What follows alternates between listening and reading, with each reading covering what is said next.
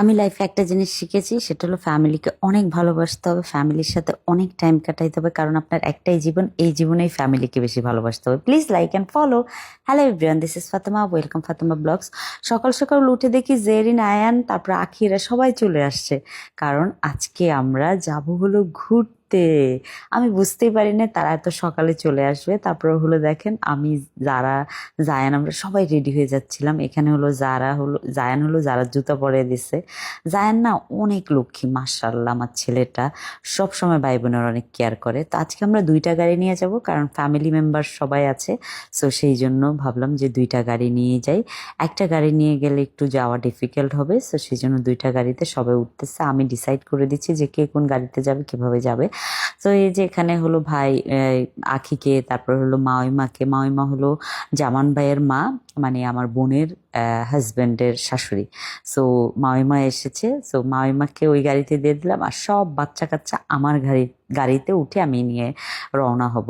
কিন্তু এর মাঝখানে একটা ঘটনা ঘটেছে। আমাদের ড্রাইভার সাহেব সে চলে গিয়েছিল, তো এখন থেকে সায়ান হলো আমাদের নতুন ড্রাইভার। Just joking.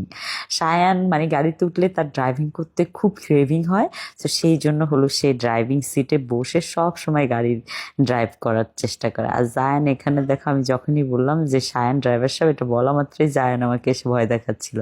ফাইনালি আমরা স্টার্ট করে দিলাম। তারপর আমরা চলে আসলাম পূর্বাচল।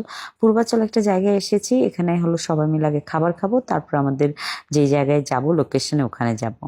সো এখানে আসার পরে দেখি এত ভর্তা ভাতা আইটেম, আমার মনে হচ্ছে আল্লাহ এত মজার খাবার। তা আমি বাহিরে খাই। আমি যখন আমি যেহেতু ডাইটিং করি, সো তারপর আমি কিন্তু বাহিরে খাই। আমার বাহিরে খাওয়ার লিমিটেশন খুবই কম। তো খাবার দাবার খেয়ে হলো আমরা সবাই মজা করে খেয়েছি। খেয়ে দিয়ে আমরা এখন গাড়িতে উঠে স্টার্ট করে দিলাম আমাদের ডেস্টিনেশনের উদ্দেশ্যে। সো আমরা চলে আসলাম, ফাইনালি আমরা যেখানে আসার কথা ওখানে চলে আসলাম। সবাই প্লিজ বললেন লোকেশনটা আপনারা চিনেন কিনা, তবে আমি লাস্টে বলে দেব লোকেশনটা কোথায়। এইসব জায়গায় আসলে না বাচ্চারা খুব এনজয় করে। যেমন এই যে জায়ান আর যারা, তারা দুইজন হলো নামা মাত্রই তারা দৌড়, তাদেরকে আর খুঁজে পাই নাই। কেন দৌড় দিয়েছে বলেন? এই যে এখানে হলো ফিশ আছে, প্লাস হলো কচ্ছপ আছে, এগুলো দেখার জন্য সবাই বসে বসে সব দেখতেছে। আর আমি চলে গেলাম টিকিট কাউন্টারে টিকিট কাটতে। টিকিট কাটতে যে একটা ফানি গল্প হয়েছে, মনে হয়েছে আমি ম্যাথের এক্সাম দিচ্ছি। ভদ্রলোক আমার থেকে লিটারালি কাউন্টিং করাইলো কত মানুষ সেটা নিয়ে। তো যাই হোক, আমি টিকিট কাটলাম, কেটে হলো চলে আসলাম গেটে। গেটে আসার পরে ভদ্রলোকের কাছে হলো টিকিট দিলাম। সো উনি টিকিটটাকে ছিঁড়ে বললো, প্লিজ আপনাদের কাছে রাইখেন, টিকিটটা ফালেন না কোথাও, কি যেন বললো, আই ডোন্ট নো। তারপর হলো আমরা টিকিটটা নিয়ে ভিতরে আসলাম। মামিমা যেহেতু একটু বয়স্ক মানুষ, সো ওনার হাঁটতে কষ্ট হচ্ছিল, তো আমরা আস্তে আস্তে সবাই হাঁটছিলাম। তো এখানে হলো এই যে জায়ান আর আমি কম্পিটিশন করি, যেখানেই যাই আমরা দৌড়ের কম্পিটিশন করি।